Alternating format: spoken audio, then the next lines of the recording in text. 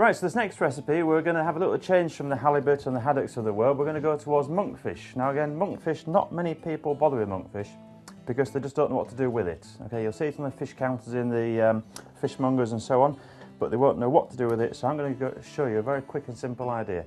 Everybody likes scampi and chips. Well, this is like an alternative to scampi and chips, so we're using the monkfish instead of the nice scampi tails, and we're going to make a nice batter, serve it with some chunky chips in a nice little cone. So we're going to go through the whole process, start to finish, in literally 3 or 4 minutes, so very quick and simple on this one. So we take our nice loin of monkfish there. Now as you can see, it needs all this membrane trimming off first of all, so we're going to remove some of this membrane. It's quite a bit of a painstaking job, but at the end of the day, if you remove it, you get better eating quality with the actual product you're cooking. Okay, so just remove the membrane. Just a nice sharp tipped knife will get you started, as you can see there. And just work your way down and off it comes. We've got some real nice loin of monkfish. So we're going to just go with a small portion here just for the moment. We're going to go through there and put this piece to one side. Now to make the little small tiny deep fried monkfish, we need to think about the size. So don't want it too large, we're thinking bite-sized food, so finger food. So we're going to cut it into some nice little strips first of all, like this. I'm just going to deal with 6 or 8 pieces maybe, and then from there we're going to cut it into nice little strips like this.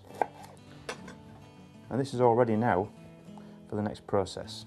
Okay, so the next process, we're going to flour it in some seasoned flour, which is purely just plain flour with a little bit of salt and pepper to give it some flavour.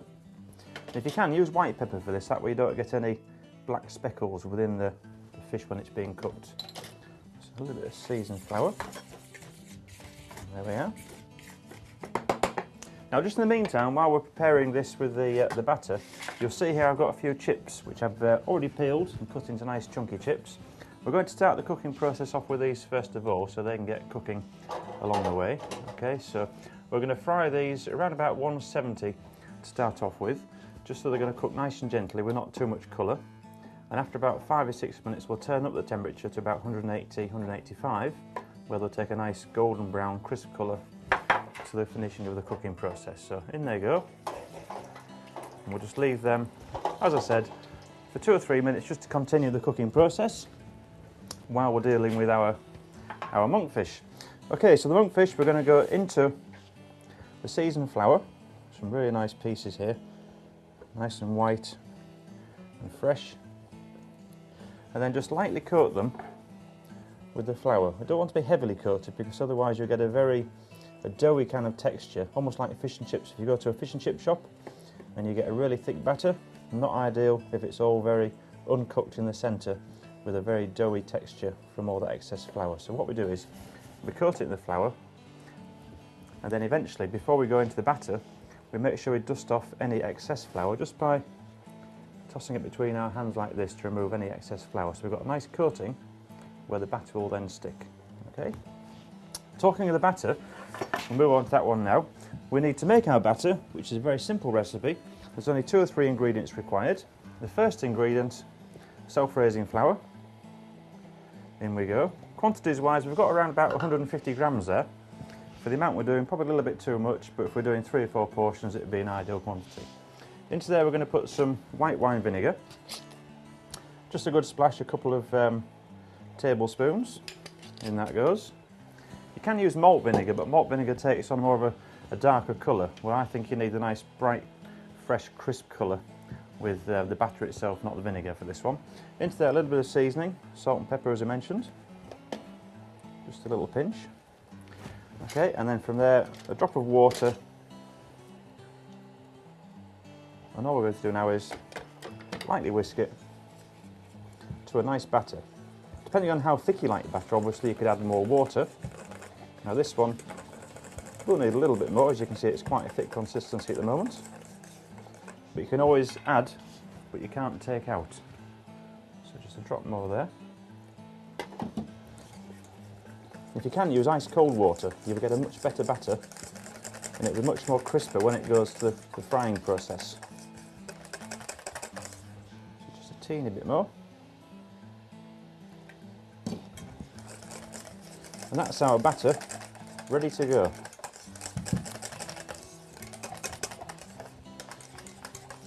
Nice and smooth and lump free. With a hint of the vinegar, we'll give it a bit of a sharpness and a crispness when it's cooking. Okay, so our chunky chips, you can see, they're just frying nicely. We'll prepare ready for removing them from the fryer. So again, always drain onto some kitchen paper. Now these had about 2 or 3 minutes, as you can see, take on a nice colour. And all we're going to do now is remove them from there for the moment, keep them to one side, turn our fryer up to 180 degrees now, because we need a nice hot fryer for the monkfish. And here we go. So lightly dusted off monkfish into the batter. So there's no excess flour at all there. Now time-wise, these aren't going to take much time at all to cook. You're talking maybe about 2 minutes, 2.5 minutes at the very most, because they're just a thin piece of fish, not too chunky and not too large. Okay. So the easiest way to get these is just give them a bit of a toss around in the batter. Okay, so in we go. Just one at a time, spacing them out nice and evenly and making sure there's no excess batter. Otherwise it'll all be too excessive during the cooking process. And in it goes. Okay, so there we go, all our monkfish is in. It's always tempting to think, give it a shake. Just give it a minute or so just to set itself, so it's all got a nice firm crisp batter coating, and then from there we can check on the progress. Okay, so while the monkfish are just cooking, we're going to get our presentation ready. Very quick and simple. Rather than using plates, no one likes washing up. You want lunch on the go. Take yourself a piece of greaseproof paper, cut it into a triangle, a fairly large triangle, and really it's just a case of bringing the bottom of the triangle up, the top of the triangle down, and forming a cone between your fingers and thumbs, like this. From there, we fold in these edges here.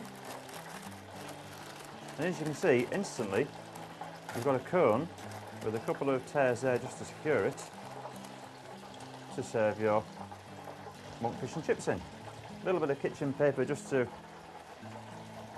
absorb any excess moisture and also help protect you while you're holding it into a cone again.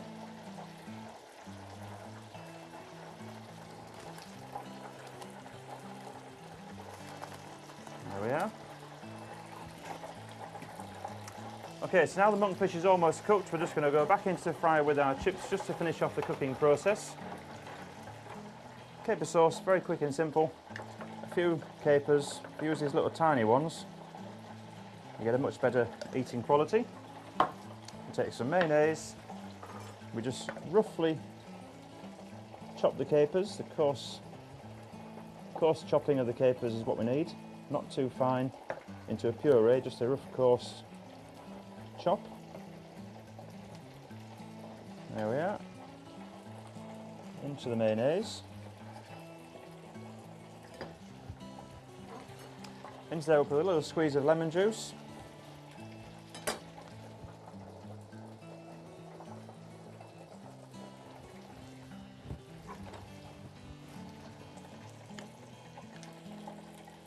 And just bind the ingredients together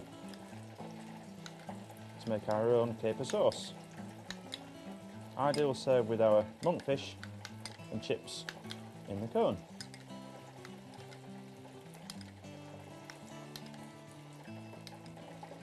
There we are. Okay, so we'll now take our monkfish and chips out. Nicely fried. Golden brown with a nice even coating.